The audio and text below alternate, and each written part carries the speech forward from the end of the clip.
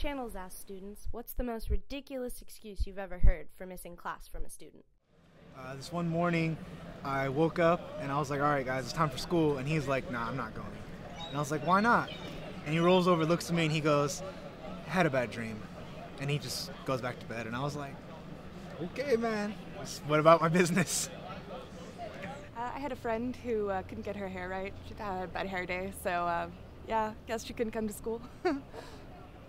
Well, I know this friend that drew on their eye, around their eye, because it would kind of look like purpley and like red and like just with marker, and it like faked out their mom and faked out their brother, and their mother took them to the doctor, and the doctor was like, wow, this is a really serious case of like some sort of thing. And I went home and they told me to put ice on it and like things like that, and they told that person to put ice on it, and so the marker started to come off, and my dad was like, yeah, I was suspecting it because it was starting to come off on your shirt and stuff, and yeah. A surfer kid said that he had to miss class because of the big surf. Well, my friend and I, who were enrolled in ballroom dancing last semester, each broke our leg on the same day.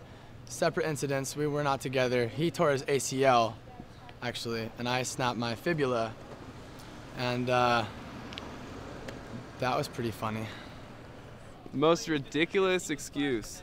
Probably someone saying that they had Ebola and they couldn't come to class because of that. They were like too sick or something. Probably the most ridiculous one.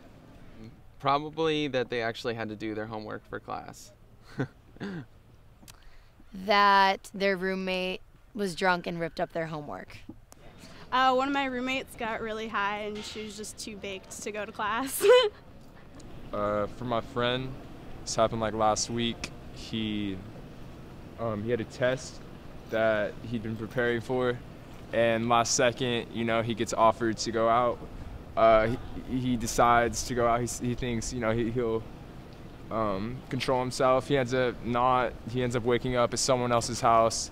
He's missing his phone, he's missing his wallet, he's missing his keys, and he wakes up like halfway through the test. And I actually don't know if he figured it out, but that's the craziest test story I've ever heard.